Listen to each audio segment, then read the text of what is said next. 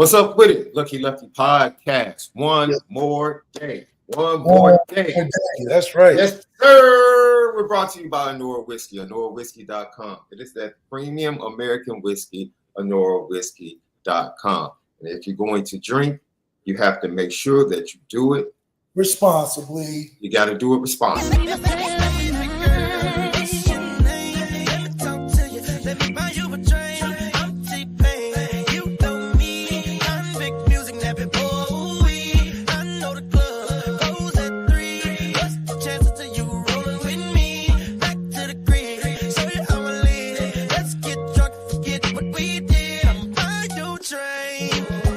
ONORA boys back in the building.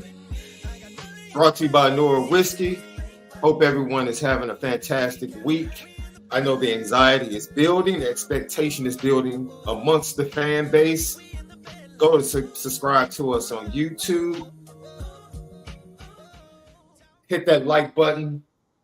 And then leave your comments and questions. We respond to all. If you have a GTB question, make sure you type GTB with your question or a comment. If you have a super chat, put it in. We get to them immediately now. You don't wait. We get to them immediately during the show. Then you can go follow us at Lucky Lefty Pod on TikTok, X, and also Instagram for some of our reels and some of our clips. And the season preview, players only. Former Notre Dame players will have coverage, previewing and doing post-game shows of every game exclusively over at patreon.com/Lucky Lefty Network. Just $5 a month. Special price right now. Peacock later. Patreon.com.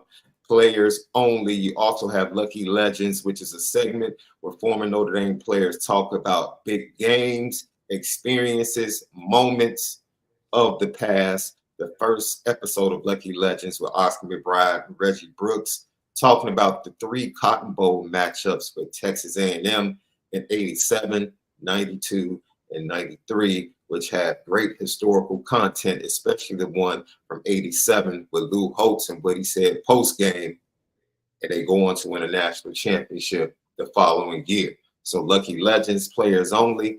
I'm going to be doing reaction shows from the docu-series. I took notes. I got like 12 points. I can't do it during this show. It's way too much. So I have to dedicate a full show to just reacting to episodes 1 and 2 of Here Come the Irish, which dropped on yesterday. We'll get to it shortly. Don't forget, we're the home of the misguided passion and forever committed to making sure that we spin it different. Left. Episodes 1 and 2 dropped on Peacock. And this is what I love as a producer and content creator, bro. You never know the direction, right? So whether it's before a radio show, a TV show, or even a podcast, you have information, you have stories, but it's all about the direction and the storytelling that leads to content that goes forth, right? Yep. I thought the storytelling in episodes 1 and 2 was absolutely fantastic. Notre Dame found a way, and if this is the direction they wanted to take, they did an excellent job of execution. If Notre Dame can execute on the field the way production executed in episodes 1 and 2, with the narrative of pulling on your heartstring and pulling you into the brand, Notre Dame is going to blow Texas A&M out if they can execute the same way. And it was totally in a different direction than I thought that they would go. I really thought episodes 1 and 2, based upon the schedule, would really be focused on fall camp and stories from fall camp. But you said something a long time ago, Left, when you said the difference between Brian Kelly and his tenure and Marcus Freeman and his tenure and what you hope Marcus Freeman would do. You said championship teams allow the players to be the stars of the program. That's right. You said that as soon as Marcus Freeman took the job, and you said that wasn't the case under Brian Kelly. To see episodes 1 and 2 still have Marcus Freeman as the face of the brand, but without question, the players are the stars, and it looks like they will continue to be the stars of this docu-series throughout the season. Magnificent job by Notre Dame. Yeah, absolutely. I mean, they put Marcus Freeman the biggest on the cover. Yeah. So you already know where the direction was going in terms of storylines, but in terms of winning championships, it definitely is about the letting the stars be the stars on the field. Because at the end of the day, as much as we love Marcus Freeman, he can't go out there and score touchdowns. Yeah. So for guys like Lou Holtz, who a lot of people will say was the face of the program, there were a ton of faces of the program of that time, which ultimately became the issue. And why they probably got rid of Lou Holtz is because of the stars and their habits on the team that was a little un-Notre Dame-like. So, but they were able to accomplish some great things and be the legacy team that we still talk about to this day. So I 100% believe the difference between an Ed Orgeron and a Brian Kelly is that when Ed Orgeron championship team won, you knew who was on the team. You knew everything was going on that team, the face of it, the personalities, and how it flourished and what it became into when they got to the next level. Brian Kelly's team was about Brian Kelly. 2012, it was about Manti and Brian Kelly. So it wasn't that we didn't have stars, but we put the stars on the back burner to highlight a guy who couldn't score touchdowns for us.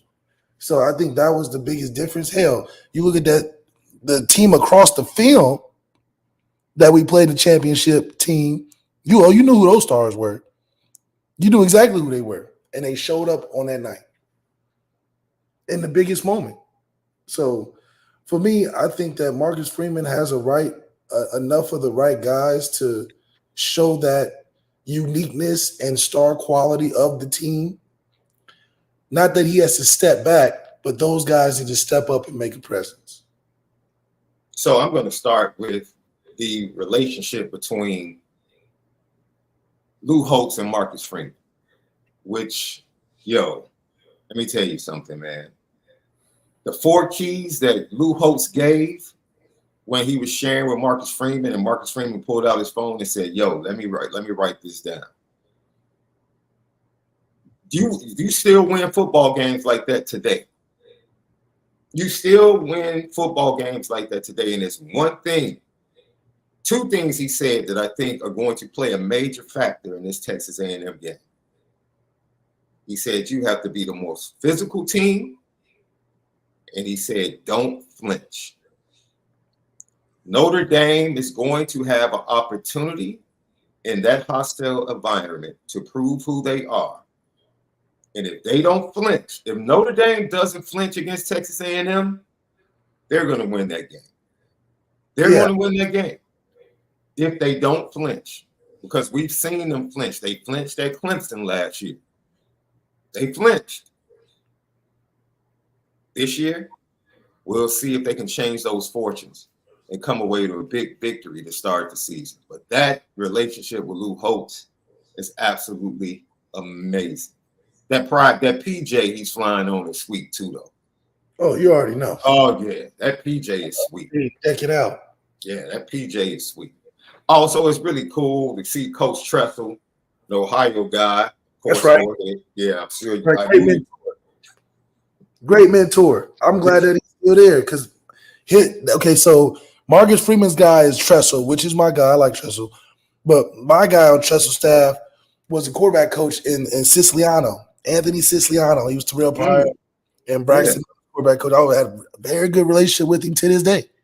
He's not coaching now, but, man, that whole Ohio State stuff, I understand why Marcus Freeman keeps him around, because Ohio State during those years was something of a special era of football. You had the Maurice Clorettes, you had Terrell Pryors, you had the Troy Smiths, the Ted Gins. That era of football was amazing. The Vernon Golstons, all of them. So I do think that era in that special time of football where things were different. I mean, hell, Tressel was the first NIL complication. That was That's true. That's true. and you know, for the stuff he got blamed for is the stuff that happens every day on college campuses now. So it shows you how far the game has changed and how they've been so subjective from then to now. And I think that just who Tressel was as a coach in the respect and response he got from his team. Marcus Freeman played under him. He knows what it felt like. Shit, I got a little bit of feeling when I was getting recruited by him. And so you get to see that try to trickle on to a Notre Dame team that has a lot of tradition, has a lot of discipline and things that they do, but just a little extra flavor that Marcus Freeman is adding is making this program his, right? He's putting his stamp on it. Mm-hmm. It only happens through him continuing to reach out to guys that give him the good advice, the good experience. Man, so that relationship and him having, you know, it's always great to have great counsel in life.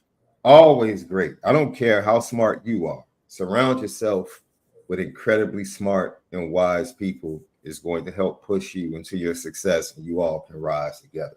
Lucky Lefty podcast. Then I want to go to, let me tell you something, bro. You know my personal attachment to the Mama Mickey story. That's right. And I'm impressed with the entire family. Of course, Jay Mickey and the way he's handled himself, the way the program has supported him and supported the entire family through that journey and through their fight. But I'll just give a backstory, Left. After I was done with all of my treatments, and this is how I connected, because I was watching Jaden, but I was also watching Dr. Lamar Mickey. And I was just very impressed with his strength. And sometimes when we go through things in life, we tend to isolate ourselves, right? It's almost, we don't do it on purpose. Sometimes it's just naturally something that's an inclination of ours to just isolate ourselves. And I did that. And it wasn't until my final doctor's visit to get double checked after I had finished, where we were driving home, my wife and I, and she just burst into tears. And I was like, yo, what's wrong? And she was like, I couldn't, even after I rang the bell, even after I was getting stronger, she couldn't let go of it until she heard my physician say, we got everything. He's 100% clear. That's when she got her release. You know what I'm saying? And you never know how impactful what you go through can affect everyone else around you. Right. You never know. To that moment, I didn't know she was carrying that weight that way. Yeah, because you think you're carrying the biggest weight because it's happening to you. Absolutely. Absolutely. I'm so you like, how are you crying? I'm the one supposed to be. Absolutely. Right. But you know, she's carrying the weight. She's covering me. She's taking care of me. Dude, I told her I can take myself to my treatments, and she looked at me like I was an alien, you know, and Men in Black. And then she was the strength for my daughter in the situation. So, man, and that was the first time I recognized, like, yo, so I can only imagine, how do you play football and go to school at Notre Dame carrying that weight? You know what I'm saying? How do you, as a dad, you know, remain a parent to your son who's carrying that weight thousands of miles away, and then still be a husband and a father to your other children, and be the strength and the anchor for them as they carry their weight? It was amazing. And I'm glad Notre Dame decided, even though it was not really in the present of when they started everything, I'm just glad they focused on that. I thought it was an amazing part of the docu-series in episode 1. Thought it was amazing. They're gonna bring the emotion. Yeah, they pulled on the heartstrings, bro.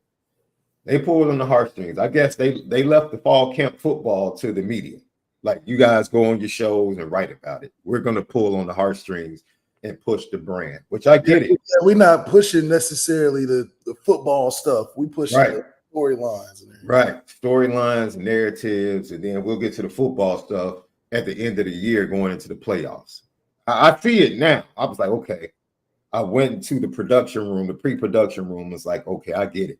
I get exactly where you're going. Xavier Watts, man, look. Can I tell you what happened to me, bro? What? I watched episode 1. I didn't watch episode 2 until this morning. I watched episode 1 yesterday. I couldn't watch episode 2 because Jeff Watts inspired me so much. I immediately went and hopped on the Peloton and started lifting after I watched episode 1. It just gave you that inspiration you didn't know you needed. If that man, bro, look here, man. And by the way, I'm not, man, I'm being serious. I know he did it and they customized his truck for him because of his condition, but that double suicide door on his truck is fly. That's fly. Suicide door. Oh, well, it's not double. It's really, I mean, it's double in length because it's the front and the back, but it's a single lift. But man, it's fly. I would get that. Is it off of Tesla? No. He has like a flatbed. I want to say it was like a Ford flatbed. Damn. It was absolutely dope. And it was customized that way, of course, because he's in a wheelchair and his disability. But that's fly to me, just in general. I would hop in a truck like that. Yo, it was a Silverado. Thank you, Ryan Loftus. It was fly. I'm like, yo, this is fly. I can see some people watching this and taking their truck to custom shops like, yo, put that on. Because I had never seen that. Yeah. I had never seen that. I know it's probably been around. I had personally never seen it. But yo, that story was absolutely amazing, inspirational. And yo, Coach Tressel got emotional walking in Notre Dame Stadium for the first time, bro. I'm sure he's probably like, man, I didn't coach so well. I didn't coach one of my players to get to somewhere he probably wanted to go to. Yeah. Because they was green after Ohio State. They wasn't trying to give Coach Tressel no other opportunities. You know what I mean? Yeah.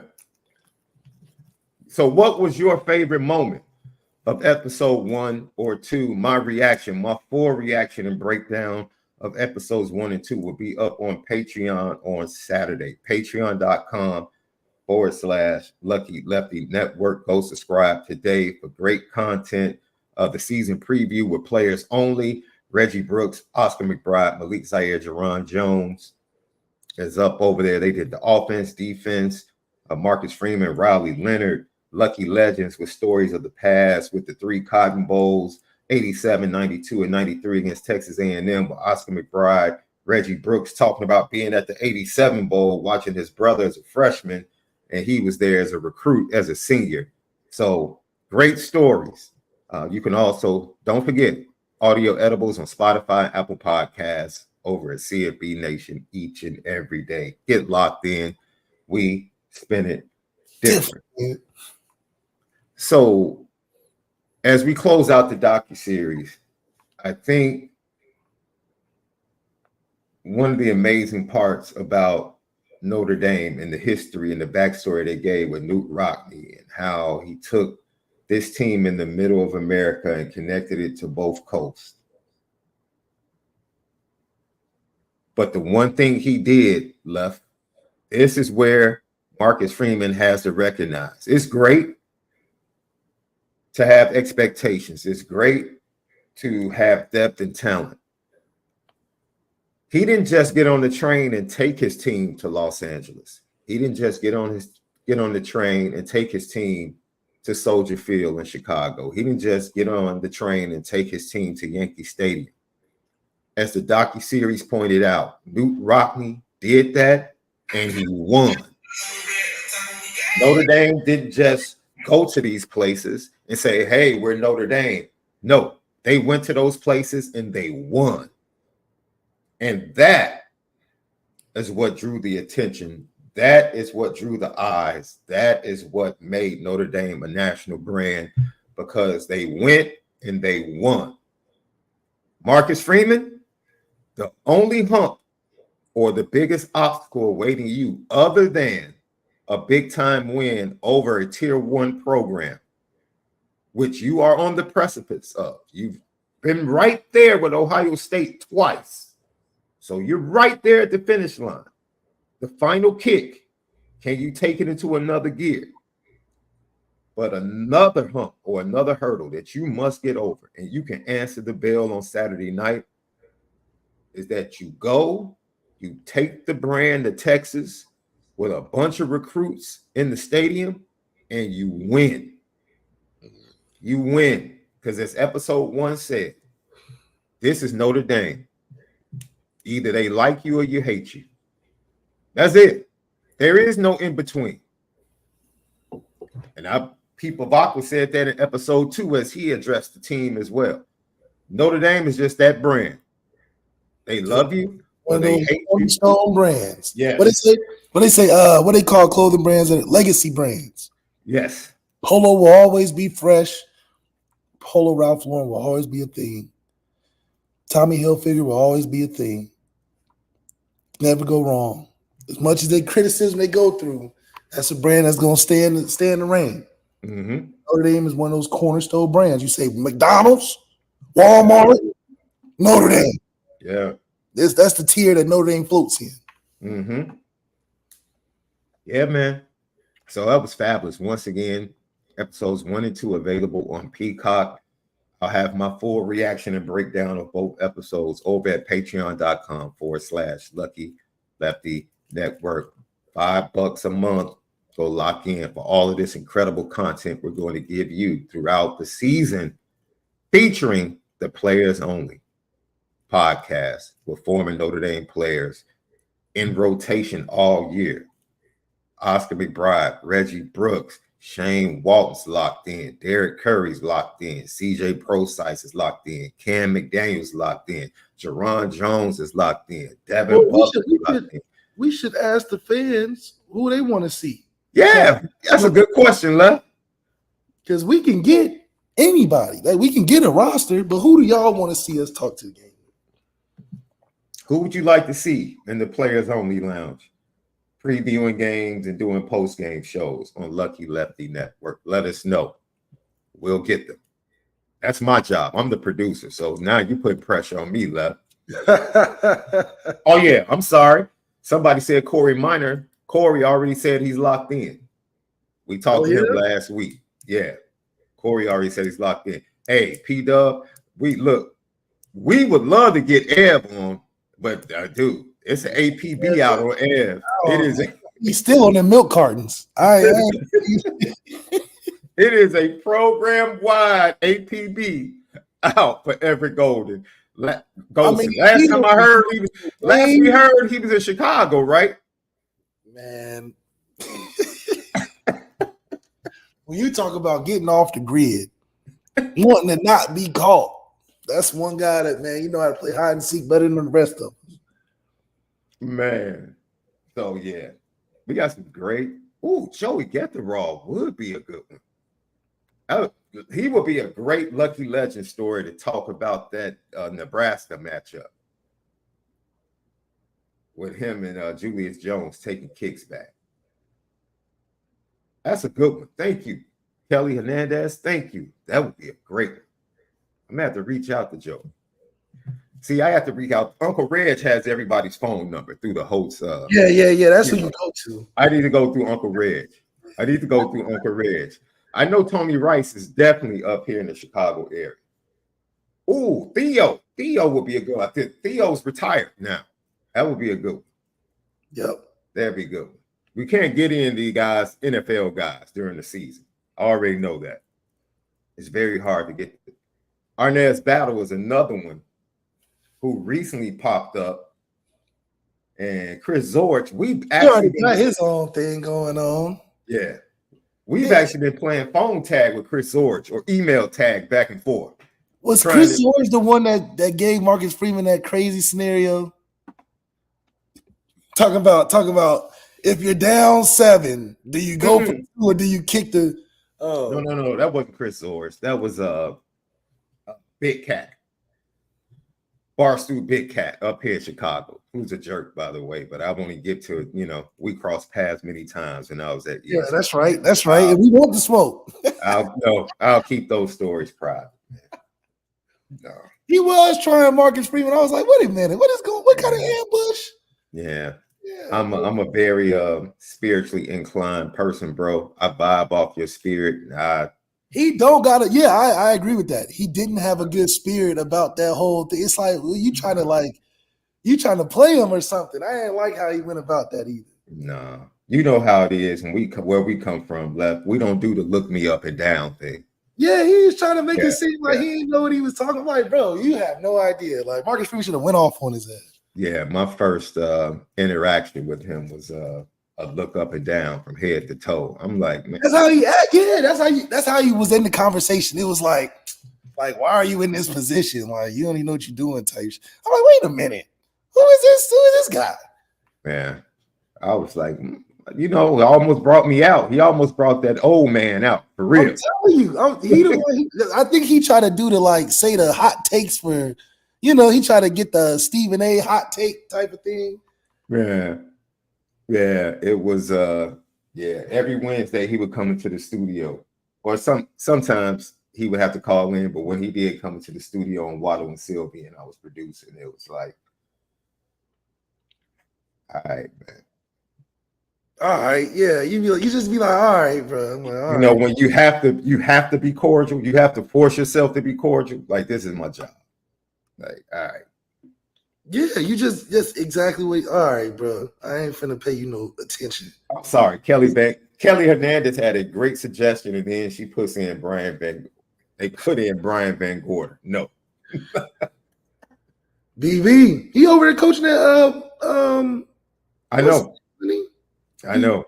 Mac school, isn't it? Yeah. So. Your 3 keys, baby. It's time for Malik's 3 keys. Oh man, it's been a year since we did the 3 keys. It's been a full year. You ready, Left? I know you got the pad next to you. You got your 3 keys ready. You ready to lock, load, and let us know what the 3 keys of victory will be. 6:30 p.m. down in College Station, Texas. Marcus Freeman leads his Notre Dame Fighting Irish through the tunnel to take flight. I say take flight because we're going to smash these dudes, in my opinion. But to take on the Texas A&M Aggies, led by head coach Mike Elko in his first season as head coach of the Aggies. All right, Left. First key, I believe, is going to be through special teams. I think that's one thing that's underrated. But the key of the special teams is to be able to put the ball inside their 20. And I'm talking about punt. If we can win the special yardage in our punt and put Texas A&M's offense in long field positions, it's guaranteeing us a win. I don't believe they have enough continuity to drive the ball like Shedeur Sanders 95 yards with 50 seconds left. They don't have that capability. So if we can keep their offense in long fields, it'll be an easy win. The second key, I'm going back to a throwback, not allowing 100 yards by the backup running back. I just want to put that in the forefront first game. So when we do it, it don't have to be a story later in the season. So that's the first thing I'm looking for. Can we hold their backup running back, their running game, under 100 yards? The last thing that I think it may not contribute necessarily to the total win, but it's something I want to see as an advancement of where we are as a program. I want to see a receiver with 150 yards. I don't know who it's going to be. Look, I'm going to leave that open to them because we got about 9 guys for 6 spots. But if we can have a receiver at 150 yards, I guarantee you we get a touch. We get a victory. Because when's the last time that's been a thing? We just seen Travis Hunter had 5 receptions for like 150. He had 2 receptions for like, what was it? Something crazy. So we can have one receiver over 150. I'm guaranteeing us a victory. Because if we got a receiver over 150, I know the run game going to be there. That's why I say 150. Because Jeremiah Love going to get his 200. Or the running game going to get their 200. I was about to say, man, you giving him 2 dubs? See, I was a little too excited. I forgot. We got a football team, so we got many people that need to touch the football. He ain't going to get that many touches. That cat left had Jeremiah Love coming out the gate with a Heisman moment, bro. Man, if Jeremiah Love goes for 200, that cat Jadarian Price was talking a little trash this week, low key. Little chip on his shirt. Yeah, he said, yeah, I got a lot of people coming to that game. You know, they didn't give Texas A&M. He's from out there, right? He's from out there. Texas A&M didn't give him an offer, left. You could tell he was like, yeah, I got my peeps coming. Like, I'm ready to show out. Which goes to your first point, special teams. Jadarian Price and Jaden Harrison was All-American returner coming from Marshall. Both of those guys are dangerous and explosive on kickoff. That could be a major, major thing. Another thing, another moniker that has disappeared under Marcus Freeman. We used to be fair catch you under Brian Kelly, especially in the punt game. Walk on you. We already knew the wave was coming. It didn't matter who was back there collecting punts. We already knew it was a fair catch coming.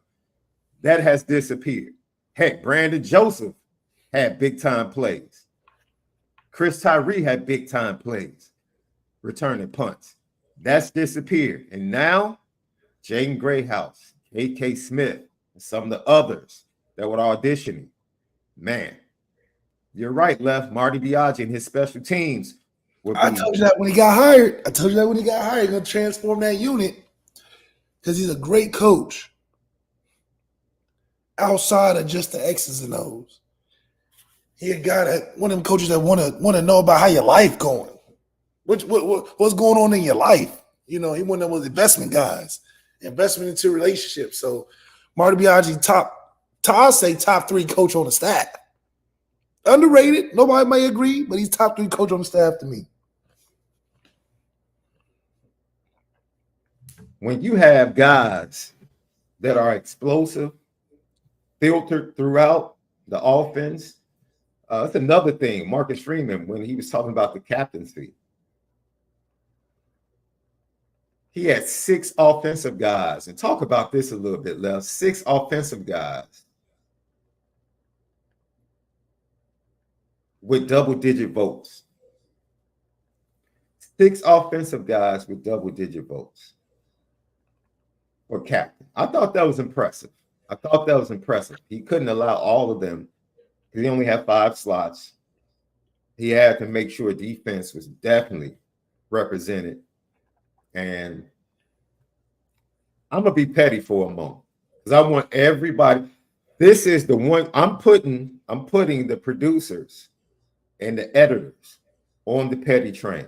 I don't know if anybody else picked up on this. When Marcus Freeman announced the captains to the team, maybe it was just me, Left, but I think the editors of the episodes were petty in this moment. He announced Riley Leonard, and they immediately went to a shot of Steve Angeli. I thought that was really petty. I noticed it. I don't know if anybody else noticed it.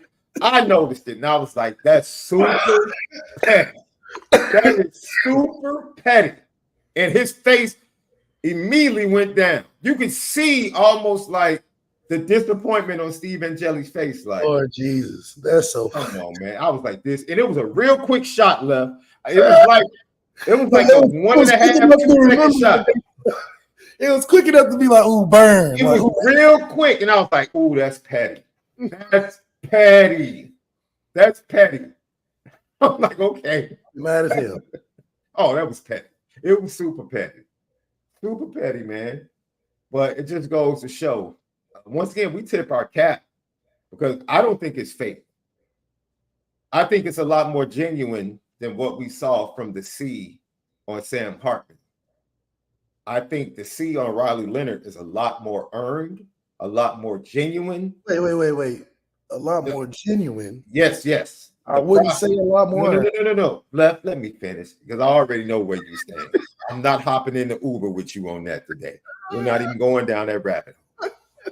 Just let me finish. You know, it's some trigger words now. Them trigger words. Oh, to me, it's a lot more genuine, not because of Notre Dame or Riley Leonard, because of the player reaction to him, bro. We can't sit here and run from what the players have stepped to the podium in the spring and fall and said about this dude. You saw this dude, and Notre Dame has talent. The show they had on campus.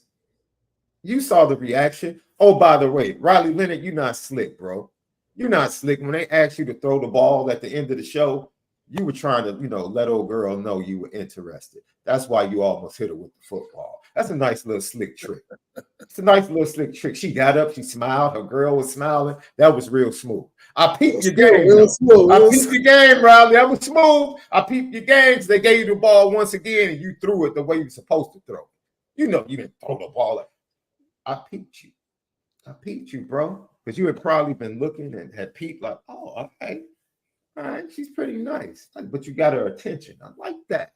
You probably got her number too. Or as the young people say, we don't do numbers.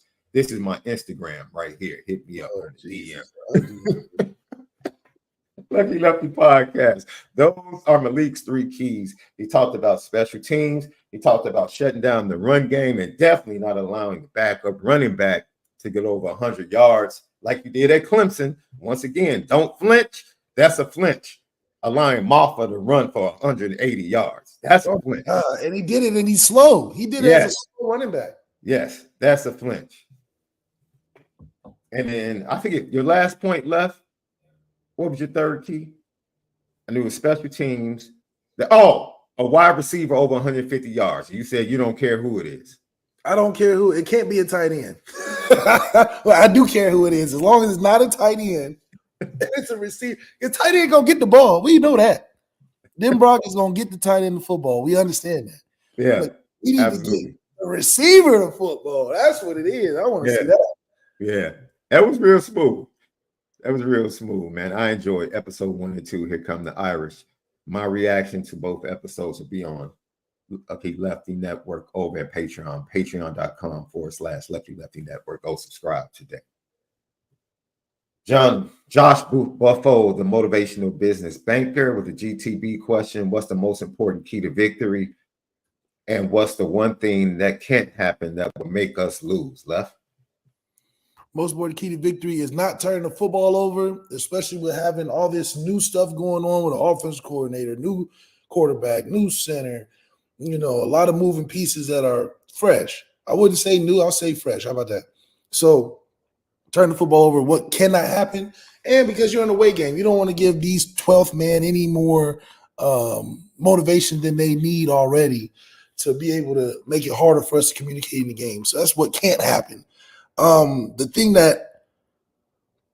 key to victory is to be able to score points. We need to be in that 40 plus. I think we've proved that we can be a 35-point team consistently.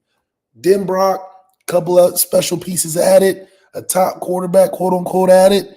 Now we want to cross that 40 threshold. So this is not so much about Texas A&M. This is why you want to see the efficiency of what our offense looks like by getting in that 40 plus points, because we know one thing: Texas A&M can't score that many. They don't have the capability and function right now to score 40. We have the ability to. So we need to reach that. All right. Left from last week in the games we watched last night, something has stuck out to me. I was talking to our guy Kent Gibbs late last night. He was frustrated because North Carolina State was down 3 going to the fourth quarter. And he was heated. He was heated, bro. And so whether it's McCall, DJ Uwangalele, and other first-year transfer quarterbacks seem to have struggled in the first game out.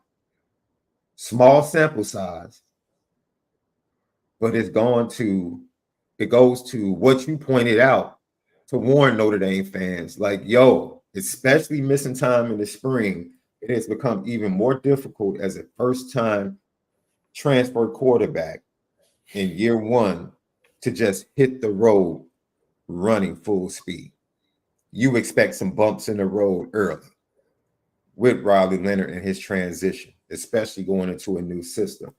And as you see other first-year quarterbacks in the portal struggle in that initial game, but yet still being able to win. Like, great, man, by the time he got to the fourth quarter, McCall, he caught a burner, and it was a wrap. By the way, KK Concepcion for North Carolina State, dude, absolute monster. Flat out monster. Remember, I tried to get KG to trade him to us. Yep. I was like, yo, we'll take him in a trade. Like, you send him to Notre Dame, what you want. We got plenty of offensive linemen, defensive linemen, whatever you need. They could have sent him for Zeke Correll. I would have loved that. I would have added him to, man, just put him everywhere. I don't care how much talent we have. That's how much I love watching that young man play football. But I just think it's incredibly important that we remember that. I forgot what my initial point was, bro. But either way, clean sheet, Left. Clean sheet. Script the first 15 plays, not play-by-play, but conceptually. First 15 plays brought to you by ONORA Whiskey, ONORAWhiskey.com. That premium American whiskey, ONORAWhiskey.com. Malik'S clean sheet each and every Friday is right here where he scripts out the beginning of the game offensively for Notre Dame. All right. He coached you, Left. Take us into the mind of Mike Denbrock as he goes on the road with this new offense and 2 freshmen on the left side of that offensive line with tons of talent at the skill positions and Riley Leonard leading the way. Script how the first quarter is going to start, in your opinion. I think it's all about Riley, man. It's all about getting Riley comfortable early, running him in the QB run game, getting the QB run game active, handing the football off, throwing some RPOs, throwing some screens. First quarter should be real smooth. Maybe you take a shot or 2 downfield, a post over concept, or something deep just to give Riley the comfort of being able to use something he's good at, is throwing the ball downfield. I wouldn't think a lot of throws downfield first quarter, but first quarter, a lot of running the football, Riley running the football, getting him sweating a little bit. And I think the more you get him comfortable, the more comfortable the offensive line will be, especially when we're running coming out. And I think if we establish the run in the first quarter, we'll start opening up by middle of the third, fourth quarter, and we should have some that free-flowing offense thing that Tim Brock talks about a lot. So that's Malik'S clean sheet. That's how Notre Dame is going to start out in the first quarter offensively, brought to you by ONORA Whiskey. Go over to patreon.com/Lucky Lefty Network. Once again, the season preview. Got another day and a half before kickoff to check out the season preview, offense and defense, and also Lucky Legends, legendary stories from Notre Dame players will be over there all season. Great content. Subscribe today, patreon.com/Lucky Lefty Network. Just $5 a month for you to get access to all of that content. You can't get it anywhere else other than patreon.com/Lucky Lefty Network. When we come back, it's that time, Left. We've been waiting all off season to let people know what we think about this game. Get your GTB questions in, get your super chats in. We'll get to those, and then we'll tell you what we think is going to happen down the Cal Field on Saturday night. We'll be right back. Lucky Lefty Podcast. We spin it different. What's up, family? The merch shop is finally here. Lucky Lefty Network merch shop. We got it all. From the shirts to the hoodies to the hats to the nitty gritties. Come here right now. Shop with us. Come get the swag because you know, if anything else, we spin it different. You see the gritty. You see how we get down. It's elite. The color of love.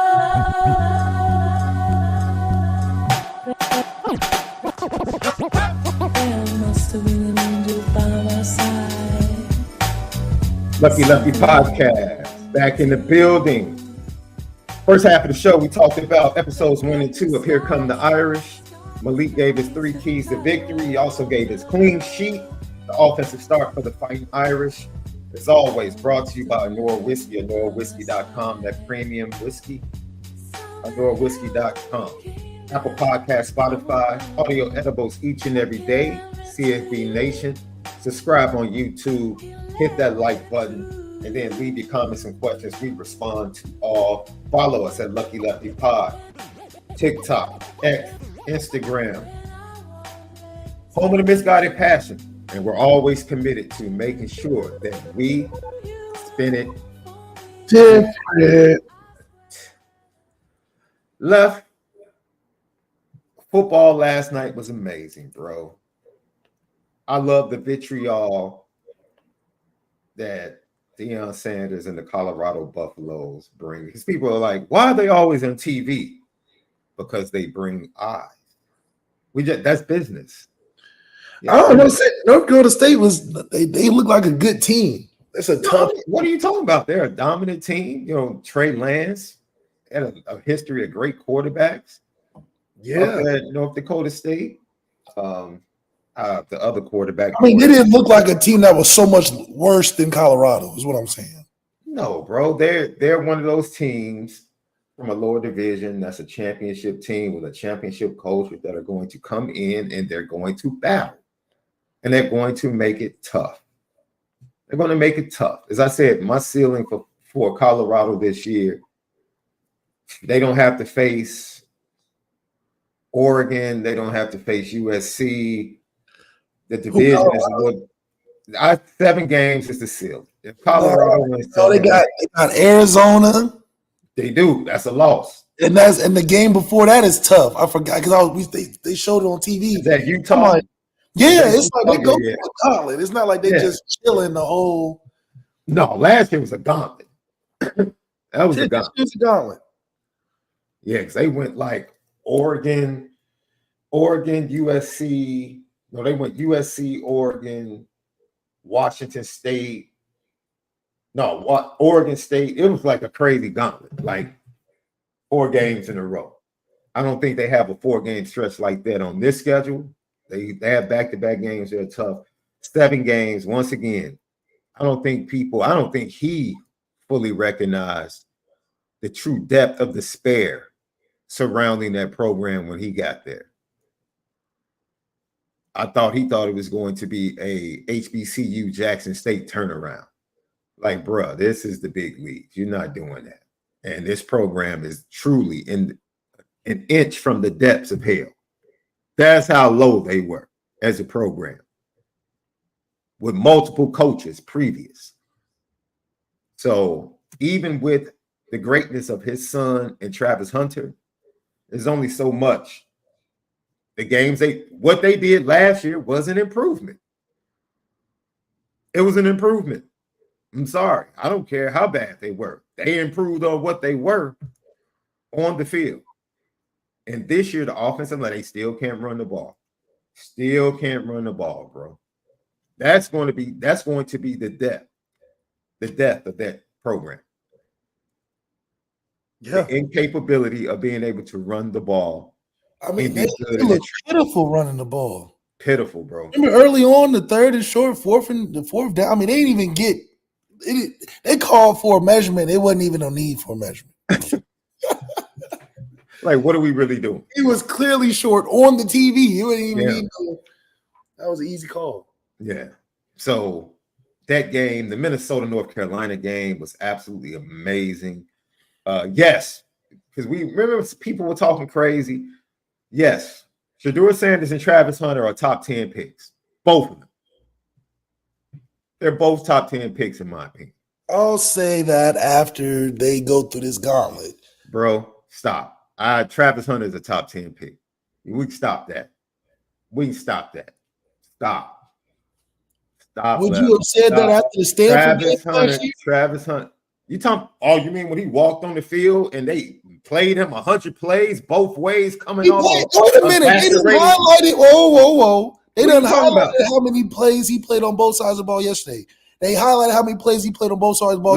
He had not played in 4 weeks. What are you talking about? Who does that? You don't come back from a serious injury and then go back to the same pitch count. Who does that? Who? This year and last year, they ran with the same story in the beginning. Man, you need to stop. Him playing all these plays on both sides of the football. That's not something that you see later in the year, regardless of he got hurt or not. Because guess what? He was healthy and played against Stanford DB full time and got cut. And what happened the weeks after, the next week and the next week, when he was fully back to being fully healthy? What happened? They was 4-8. No, what happened? We're talking about him. How did he play? He's a part of that. 4-8. He's a top 10 pick. You can sit up here. GMs would tell you he's a top 10 pick right now. If you sat NFL GMs in a room right now, I guarantee you they would say, yeah, Travis Hunter. Yes, he's a top 10 pick, but he's an average either way you go, unless he focuses on one or the other. You said he's average. As a corner, if he just played corner the rest of the year, would he be the top 10 pick corner? So you think he's an average wide receiver? I think he's top 10 because he can do both better than average. Individually, he doesn't stand amongst the best of individual corners and receivers. If that's all he had to do. Left. Are you at left? I think he's the best athlete. And from the eye test of a first round, yes, you're gonna get all the accolades. But when we get past the draft and we're talking about playing you week to week, where are you gonna play? You're bugging. You're bugging. It's true. You're bugging. Left. Who's that? Joe Papiti? Let me ask you a question. Let me ask you a question. If Travis Hunter was in the Notre Dame wide receiver room, he wouldn't be the number one option. No. I'm done. No. I'm done. Now, this home could stop, Left. Stop. He will be playing across Jordan Faison. Jordan Faison with 19 catches. Not better than him. Was the talk of the talk in the wide receiver room. You need to stop. You need to stop. Stop capping. And Joe Papiti needs to stop capping too. We talking about this year. We're talking about this year. We're just talking about this year. This year we have a lot of production and what we've seen on the field. Who's the better wide receiver? Who's better? Jordan Faison or Travis Hunter? Who's better? They're okay. Stop this, man. This is what you did to Riley Leonard all off season, man. Stop this shamrock heart of yours, bro. We don't play Jordan Faison like we play Travis, like they play Travis. Bro, stop. We have to find a comparable player. Now, look, we don't play Jordan Faison like they play Travis Hunter. Stop. Left. He had 19 receptions. I'm with you on Jordan Faison. I'm with you. Travis Hunter is way better than Jordan Faison. That's all I wanted you to say. In any universe. Yes. That's it. Yes. That's all I want you to say. But Jordan Faison isn't our number one receiver. Okay, Jaden Greathouse. What have you seen from Jaden Greathouse? We're talking about production that we've seen. Okay, who's the better wide receiver? None of our receivers are battling Charlie Jones until this year. We have to see production. I'm with you. I want to see production. Okay, that's all I'm saying. But production is different than being a clear number one receiver. They're making Travis Hunter a superstar. Let me ask you a question. Okay, I'll ask you another question. We can get away from that because you bleed green, bro. It's running through your veins. I understand. I'm fighting. I'm through. I'm dropping that. Travis Hunter's a top 10 pick because he's the best athlete. Let me ask you a question like this. Is there any other wide receiver in the Notre Dame currently in the room that you think has the potential to be a top 10 pick? in the receiver room. A top 10 pick. I mean, that's not this. That's different because you talk about top 10 picks are freaks. Travis Hunter is a freak. Thank you. Are there any freaks currently in the Notre Dame wide receiver room? I mean, I don't know. I mean, shit, we have to see. This is why I love my brother. This is why I love my brother. This is why I love my brother. I'm not trying to be hyperbolic, bro. I know talent when I see it. It's certain people when you see it and you're like, okay, that's one. And it's okay. I'm agreeing that Hunter is a top 10 pick.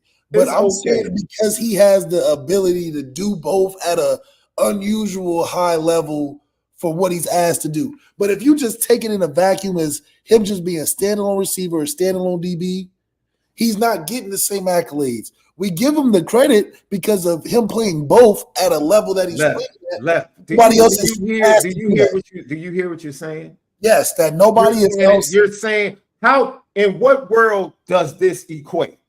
That someone extremely talented, Xavier Watts can play both sides of the football. And Xavier Watts would be a playmaker as a wide receiver because I watched him do it at camp against Benjamin Morrison. You saying can he? Yeah. Know what I'm saying? Oh, he would be a playmaker on both sides of the ball. Yes. Travis Hunter, if he focused on one side of the ball, would be a playmaker still. What are we talking about? I'm saying that Travis Hunter is asked to do what nobody else is asked to do. Not that nobody else makes him even more exceptional. Oh, because Xavier Watts won. Okay, what's more exceptional? A receiver that comes into Notre Dame that turns to a DB and wins the defensive player of the year, or a guy that can just play two snaps, or a guy that can play both sides of the ball. I'm just saying. Here we go. Xavier Watts. I love you, bro. Ladies and gents, won the defensive player of the year as a receiver. There is no one that goes harder, pause, for Notre Dame than Malik'S ZAIRE. I'm telling you from experience. During shows, before shows, normal conversation, out eating lunch, Hollywood sign in California, South Bend, it doesn't matter.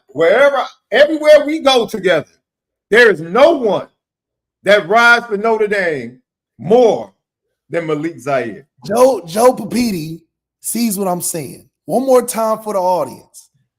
We had a receiver come into school, get moved to safety, and won the defensive player of the year. That means that all defensive players out there that came in as a defensive guy, Xavier Watts, a receiver, that it took the acumen of coaching ability to transfer him to a whole nother position. This is something that Travis ain't never done. Because now you're capping. Now you're capping. Now you're capping.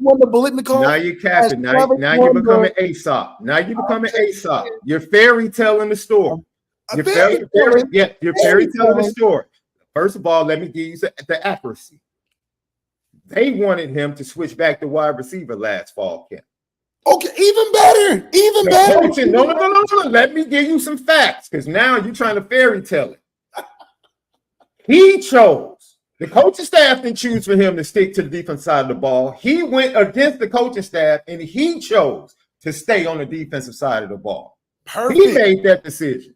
So, all right. Perfect. So I just wanted to add that. Don't glorify it and get hyperbolic with it like the coaching staff found.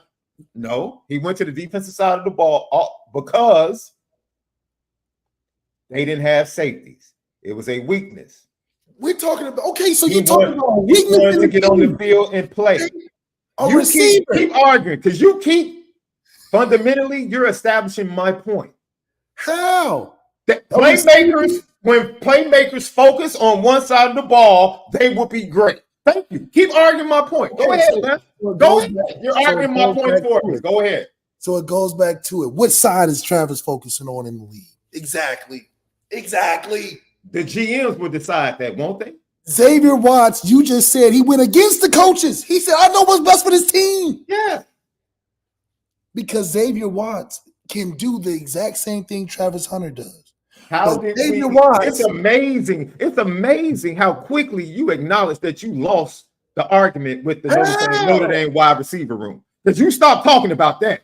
You went and got the Nagurski Award winner to even make a valid argument. Because you already knew that wide receiver room today has to prove themselves. was done. That's over with. I can easily say Chris Mitchell. Would he be the number one option? Yes. Is there a I top can 10 pick freak in that room? No. Move on. Let me go grab Xavier Watts. Because if Xavier Watts was in that room, then we would have a freak in that room. I see, Lefty. I mean, that was you got desperate. You got desperate, but you picked the good one. Wait a minute. You got to think. You got to think. You picked the good one. Go ahead. The difference between Travis and Xavier Watts is that Travis doesn't know where he's going to play, which is going to affect him later on. Left. You're arguing points that have no effect on him being a top 10 pick. None. No, I'm saying because he's asked to do what nobody else is asked to do in college football, that's why he's a top 10 pick. If he just focused on receiver, he wouldn't be a top 10 pick. If he just focused on DB, he wouldn't be a top 10 pick. He wouldn't be. Left. Are you crazy? You can't fundamentally argue the greatness of Xavier Watts being able to do both and then discredit Travis Hunter if he had the ability to do the same thing. Greatness is because you know why? Because you know why? Stop, Lefty. When he won that Stanford game, Xavier Watts never had a Stanford game. Never. Xavier Watts never had a Stanford game. Do you really want to go back through the film of Xavier Watts' first few starts? Okay, but he never played with a receiver. They played totally. Does he play on the island? Do they ask Xavier Watts every down, man-to-man island? No, but they asked the best him to be receiver. Wait. Let me finish. Let me finish. Is Xavier Watts coming on the field, breathing hard, after he just scored a touchdown, being asked to stick the best receiver on every team? Is he being asked to do that? But if you answer the question, is he being asked to do that? Then don't compare him to Travis Hunter. Until he's asked to do that and be the number one guy on offense and go to, and then flip and be the lockdown dude on defense guarding the best receiver, until Xavier Watts has to experience that, don't bring him to the conversation. Nobody else in the country. I love Xavier Watts. I love Xavier Watts. Is he a top 10 pick? He should be. He shouldn't. Stop, Left. Stop. Oh my God. Now you're equating him to Cal Hamilton, and Cal Hamilton wasn't even a top 10 pick. Are you being for real? I love Xavier Watts. Are you saying Xavier Watts is just as good as Cal Hamilton? That's your projection. If Xavier Watts wins a 4.3, yes, he's getting top 10. No. I didn't ask you whether or not he's faster than Cal Hamilton. That's not the point. That's not what I said. No, we talking about top 10. Listen. Is he a better player than Cal Hamilton? Not at his position. Look, that's all I need to say. Look, they played safety. Lucky Lefty podcast. Thank you. Lucky Lefty podcast. That's all I needed to hear.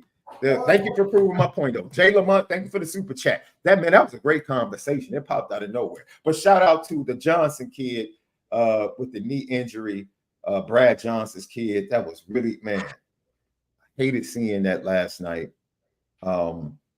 He's going through a lot. Came on for Connor Wegman last year, played pretty decent for Texas A&M and transferred to North Carolina to get his shot, and to get injured in the first game was absolutely heartbreaking, man. You saw his mom in the stands having to be consoled. Yeah, dude, it's a lot of work that goes into the game of football that I think sometimes gets overlooked by the fans. And to see that happen is, it's tough. So, Jay Lamont, thank you for the super chat. Thank you for tapping in along with everybody else. We're almost done today. My 3-leg parlay, Riley over 30.5 rushing. Oh, yeah, he might get that on one play. Rushing scoring touchdown, running the ball, and Irish to win straight up. Scorden scares me, though. I'm just saying. I mean, Scorden is a great player, dude. He's a great player in the Big Ten. I'm sure he's going to be a great player. Left, you said all week, Mike Denbrock is probably going to have a plan for him. Screen game, draws, forcing him to defend the run, using Riley Leonard's legs to slow his pass rush down. A lot of things Notre Dame is going to use to mess with his head and mess with his game, so he can't pin his ears back and come at Anthony Knapp all night. That's where the experience of Mike Denbrock comes in my opinion. All right, Left. It's time to predict. Time to predict this matchup on Saturday night. Who you got, Left? Well, I already know who you have. Do they have room for you? Room To for be me? one of yeah, you need to go to law school so you can be one of the attorneys. No one can argue and debate on the behalf of Notre Dame like you. Dude. But who do you have, Left? I got us winning. I got us winning by a close margin, actually. I got us winning by under 13, only because it's the first game of the season. We're getting everything together. And if we were to beat them by more, like 21 plus, I mean, it would just be unfair for the rest of the season. So I expect us to be in that 13-10 range in terms of beating them. Yeah. I think that's the sweet spot, because I think that shows that, yes, we can go out there and win a big game, and in the conditions that we do, yes, we can win an away game. And also, if we're winning by 13 and we're just starting, there's a lot more room to grow. And I'm sure Texas A&M going to give us their best shot, and they don't know what they don't know yet, and we don't know what we don't yet. So I think all that mixed in together and being the first game is going to be a little iffy, but we'll lead by two scores at the end of it, I'm sure. Okay. I look at the Notre Dame defense being like a boa constrictor tomorrow. As the game goes into the fourth quarter, I think they tighten up even more on Texas A&M once they really figure out what they're trying to do. And I think the third quarter is going to be the true litmus test of what Lou Holtz said. Anytime you play in big games, don't flinch. There's going to be a moment either where Texas A&M is trying to make a comeback or Texas A&M has seized control, and Notre Dame must stand toe-to-toe, take the punch, and then counter. Right. Don't flinch. If Notre Dame passes that test tomorrow, I see a 10-point victory for Notre Dame. I see a 10-point victory for Notre Dame. Okay, so we got the same. Yeah, I have Notre Dame winning 31-20. 31-20 tomorrow night at Cal Field. What's the over-under right now? The over-under is at 45 in certain spots, 46 and a half in others. Who's giving up that many points? We ain't giving up that many for them to equal 45. No way. Well, I can see Texas A&M coming out the first drive and just kind of having a good script for Al Golden. Yeah, they'll have a good first 10. Yeah, have a good script for Al Golden. I can see them having success early, which is why I said that Notre Dame defense will be like a boa constrictor. And they'll tighten second quarter, third quarter, and then I think they're going to dominate late and really start to apply pressure on Wegman and probably force some mistakes. So, 31-20.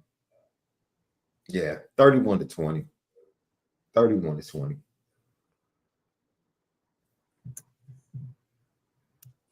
I don't know why people think, dude, Texas A&M has a defensive front.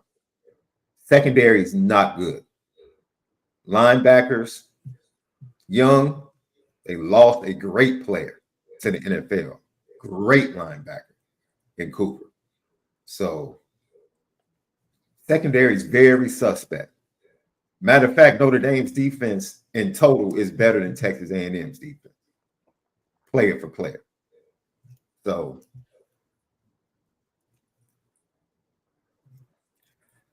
Yeah, bro. I take everything in. Notre Dame doesn't have to score 30 points offensively. Defense can score. Like you said, Left, you pointed out special teams making an impact. Mm-hmm. All counts on the scoreboard. Everybody keeps talking about what Riley Leonard has to do. Riley Leonard just doesn't have to make mistakes. As long as he doesn't make major mistakes, Notre Dame is going to win the game. That's it. Notre Dame played horrible against Clemson last year. If literally as bad as they played, one of the worst. Yeah, they played flat. They played flat. Yeah, it wasn't as bad as Duke from an offensive line standpoint. Right. But it was bad. If Sam Hartman plays a clean game against Clemson, they still win that game. Win. Yeah. As bad as they play. Yeah, as bad as they played. Well, it was bad because he had some lazy throws, some pick sixes, some crazy. Dude, it was like, it was like, wake up. It was like, wake up. What are you doing? Gino's like, in the red zone, not picking up receivers. It was just like, what are you doing? You sloppy right now. And that was a big deterrent because conversely, they were just running the football. So it was like you wasn't making it no better. It was it was just one of those things like, yo, if he just played clean football, they win this game as bad as they played. And that's the frustrating thing because great teams have to be able to do that. There are going to be 2 to 3 games every year where we didn't play well at all, but we still won. All great teams do it. All great teams do it. Michigan didn't play well against Minnesota last year. It was another lesser Big Ten team at home that they didn't play well against. I want to say Rutgers took them into the third quarter. Michigan wasn't playing well. They found a way to win. Michigan would tell you they didn't play well against Penn State. They found a way to win. So that is, Washington had at least 3 games where they didn't play well. But in that fourth quarter, they found a way to win. Notre Dame is going to have those moments this year as well, where they're not going to play their best, but they still have to find a way to win if they are indeed a great team. If they're a great team. I think we have a super chat from Joe Papiti. I wanted to make sure I got it in. And ND Milton fan. Thank you for the super chat, guys. ND Milton fan, Malik. This is funny. He said, who are you starting against A&M, Riley or Angeli? Is Bama really a 5-loss team? Left, love your loyalty to Notre Dame players. Because, my whole thing is I don't want to – y'all putting Riley at an unrealistic expectation. Because the way y'all make it seem is he's going to go out there and throw for 300, 4 touchdowns, run for 100, stiff arm the mascot, start coaching the other team because they so bad, right? So it's like I'm being realistic. I know the natural progression of what Steve went through, and he's prepared for the moment. Point blank, period. You can point to his on-the-field performance. You can point to his post interviews compared to his interviews right now. You can see the progression. It's natural. It's something that Marcus Freeman can rest his hat on and be like, not only have I developed him halfly or whatever the case is, but he stuck around through the trash. Mm-hmm. And his numbers are undeniable. Now, conversely, you're going with a hope and a wish and a guess. Y'all don't have Riley Leonard for a whole year. Y'all have Riley Leonard for 6 months. And y'all putting 6 months of what he potentially can do over a guy that's been there for 4 years that is battle tested, and we have a good team. So it's hey, boy, Gino is gonna hire you on the staff. Boy, the love you've been showing for these Notre Dame quarterbacks this summer. It's the truth. And Bama definitely losing 5 games. I'm gonna cut some of this stuff up and send it to Coach Freeman, bro. I'm gonna cut some of this stuff up. I'm gonna help. Hey, I'm looking out for you. We're talking about being able to guide the ship. We're not talking about finding a new way to get there. That's what y'all saying Riley's going to do. Riley's somehow going to find a new way to get to the destination when the road is already set and Steve knows how to navigate because he's been there. There's a difference. You hoping that this new way Riley going to find is just so much better than the path that we know what's in front of us. That's the difference. Bama's definitely out of respect for Saban not doing well as Saban would do in the first year. It's just what it is. Hey man, I have profound respect for you and the love you have for your program, bro. All I'm saying is that y'all better make sure extremely Riley is admirable. everything y'all making it seem. Lucky Lefty podcast, ladies and gentlemen. Lucky Lefty himself. See, we should highlight Jason Smith's comment. Well, wait a minute. Let me get through the super chats real quick, and we'll get to Jason Smith's comment. Joe Papiti, thank you for the super chat. Just want to say, great show as always, guys. I need to get up on that Players Only podcast exclusively at patreon.com/Lucky Lefty Network. $5 a month. Give you access all season to former Notre Dame players and their podcasts, previewing games and doing post-game reviews. I have 3120 Irish as well. Go Irish. So me and Joe, we're locked in. Same prediction. Jay Lamont, super chat. Oh, man. Thank you for the super chat. Sports books have the Fighting Irish receivers going over 40 yards. That's disrespectful. I'm just saying. That's the over for receiving yards, 40. I would take that bet. I would take the over. Over 40? Literally. Yeah. Yeah, for Jay Greathouse, I think goes over 40 yards. Yes. You're asking for 150 left from a receiver. No, absolutely. No, absolutely. I'm definitely thinking we should definitely strive for it, which means Riley has got to put the ball out there. I mean, hell, we can't tell him what to do, but I think it's going to be available. The secondary's trash. We have every receiver hole we can fill. We filled it, and we have talent. So somebody got to get off. If we can't get off with all this thing we got in the room, something's wrong with the coach, which Mike Brown just got there. Something's wrong with the quarterback, which nobody knows about. Regardless of what you feel, we don't know about it. And thirdly, or something wrong with that receiver room. No leaders in the room. No pack leaders. And we'll see. An Indy Milk fan, the last super chat until some more come in. Love Watts not better than Hamilton. Thank you, ND Milton fan, and hashtag BK. He's not better. I mean, he hasn't been playing. Okay, come on, let's be serious. He hasn't played a position long like Kyle Hamilton. We're talking about this year, the people that are in the draft right now and going first round. Xavier Watts winning Defensive Player of the Year as the opposite position that he came in as shows that development was there, the athletic ability is there, and when he transitions and gets technical, he can be the best defensive player in the whole game. That's crazy.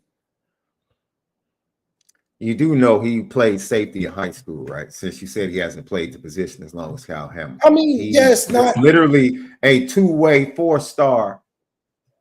Kyle Hamilton wasn't two-way. Exactly, but he played the position. He chose to play wide receiver at Notre Dame. I played tight end when I was in my younger years. Oh, that had to definitely be out of need. Ain't no way they had some good tight ends on the team with you on the roster. If they had you tight end. There's no way. There's no way they had any other players good at tight end if you played. I could catch the best. That's why I played tight end. All right. Then why didn't you play wide receiver? Because I could block. I was a physical, but I can catch. That's what it was. That's what it was. You were the best blocker. We got to get Zaire right there, tight end. But I wasn't the fastest receiver on the team, so it makes sense. The most physical can catch the best, plays tight end. If you're not that fast, go out there. Go out there where they outside the hashes. Boy, you are something else, boy. You are something else. You are something else. You should be the mascot for a game. Literally.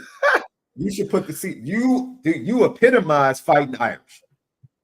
You epitomize fight. You fight for this brand. You fight for this program, the team, the day ones. Boy, your loyalty is, man. It's probably unmatched. You're top 5. It's called analysis. It's called analysis. Man. Lucky Lefty podcast. So yeah, on the way out, Georgia Clemson. Who you have it? How do you have it? Shall I say? Georgia, easy. K Klubnik's terrible. Like, you know. Yeah, I agree. I don't care how many years. Yeah. You got to be in that position. You can't make him. If you make him 1% better than last year, that's just not enough for Georgia. So we can't even talk about who they're playing. You know, this is more about Georgia just being the best team, right? So they got Carson Beck going top 10. So if they got their quarterback going top 10, that's not even what their team is made off of. Right. That's just how you know they're just too good. They're too good this year. Miami and Florida. Roosevelt. If blow the game, fourth quarter loser, Mario Cristobal chokes again and loses in the swamp, I might have to ban you from the show, bro, because you don't want this fire coming at you next week. Wait, if Miami loses or if Florida loses? If Miami loses, our boy Roosevelt, our resident Miami Hurricane. Oh yeah, Roosevelt. Yeah. He don't show up. Roosevelt, don't show up Monday, bro. Don't do it. Don't sleep on Florida though. Florida's nice. Nice. Florida's running back is nice. Now the quarterback Graham Mertz, I mean, you know, he's gonna give you what he gives you, but their running back is nice. But Graham Mertz actually had if you really look at his stats and watched him play, he was a pretty efficient quarterback last year. I mean, he really was. His Tennessee game was very impressive from the young man. He is, and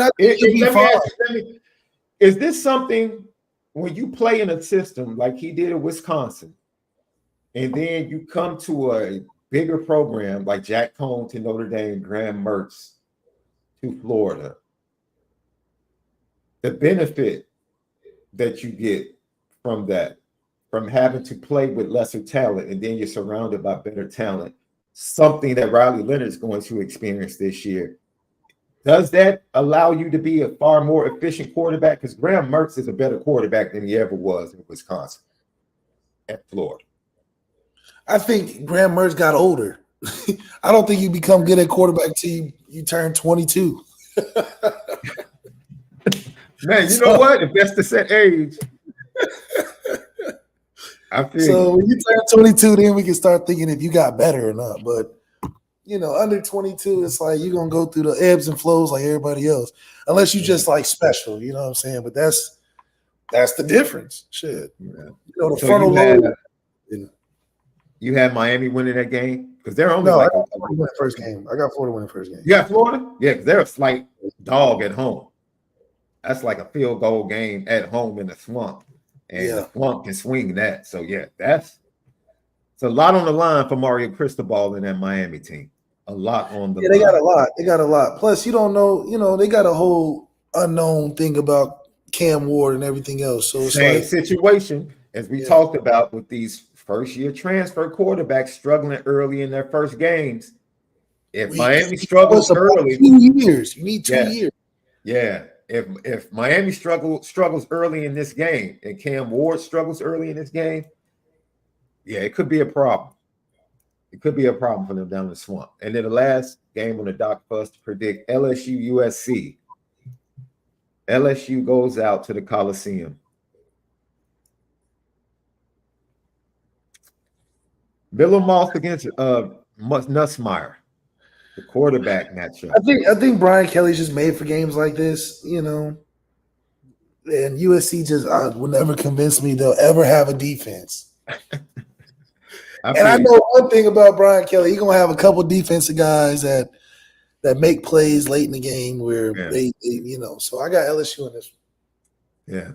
And Nussmeier, you know, I had his dad as a coach, but he's one of those, been at the school so long, you know, he just got the support of everybody. Mm-hmm. So he's going to rally the team in tough times. So I got LSU. As much as I would like to pick against LSU in this game, I'm not. No. I'm not. I'm not going to do it, man. It's I think LSU's talent, like especially at the wide receiver position with Lacey and the rest of the guys, I think they show out. I like Nussmeier. Interested in seeing how the offense looks without Mike Denbrock. And Will Campbell, projected to be a first-round pick at left tackle, who started as a freshman, protecting a first-time transfer quarterback in Jaden Daniels at LSU. Mike Denbrock's done it before. Just thought I'd point that out. So his left tackle that he believed in takes the field now in his final season at LSU. You can watch that game. I do want to pick USC, but I'm not going to do it. I'm not. We had a GTB question from Indeed. Milton fan, can Angeli start at Illinois? Absolutely. Absolutely. Absolutely. I watched them beat Eastern Illinois 45-0 last night, and I still don't like Luke Altmaier. Still don't like. No. Oh, no. Altmaier came from where? He transferred. He was at Ole Miss. He was at Ole Miss first. Yeah. He was at Ole Miss first, and when Jackson Dart came in, he lost the battle and then transferred to Illinois. You know, it's Eastern Illinois. So I'm watching the game, but I'm like looking at it, and I'm like, start throws. I'm like, that's an interception versus Michigan. That's an interception versus Penn State. Yep, he was late with that throw. Yep, that quick slant was on the wrong shoulder. I'm seeing the same things. Like he's the same quarterback. It was just a bad team. That's it. Just a bad team he played against last night. So, yeah, somebody asked me in the chat, I think it was Joe Capiti, I expect Riley Leonard to struggle with certain things early. Like you said, Love, there are certain things that are going to allow him to be comfortable. And that's, first of all, his legs.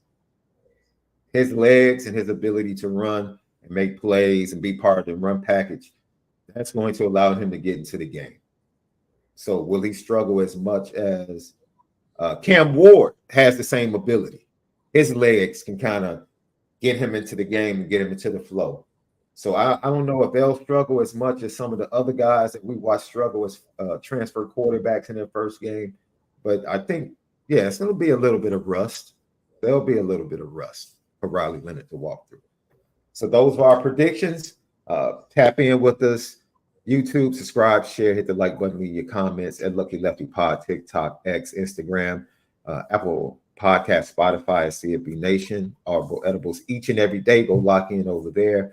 And then also patreon.com/Lucky Lefty Network. I'll be posting my reaction to episode 1 and 2 on Saturday, and then Saturday morning, and then go over there for Players Only.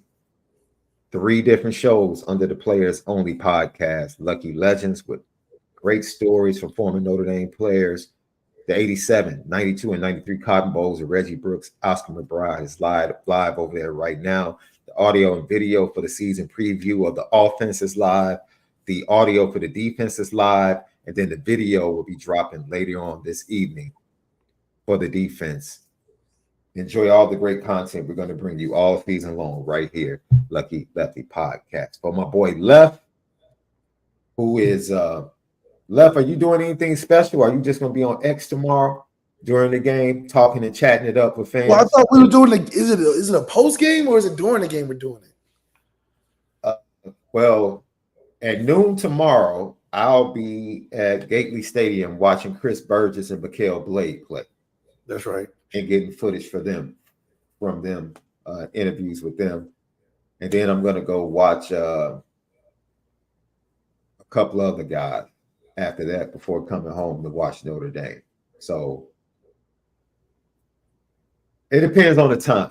If it's not too late, we'll do the post-game show. If not, the post-game show will probably be on Sunday. That's how we do it. Okay, perfect. I won't lock it in. It depends on the time. If it ends late, we can get to it immediately. We'll do it. If not, we'll see you guys on Sunday. So for Left, SD2 Mics, man, go Irish. Have fun. Enjoy college football all weekend long.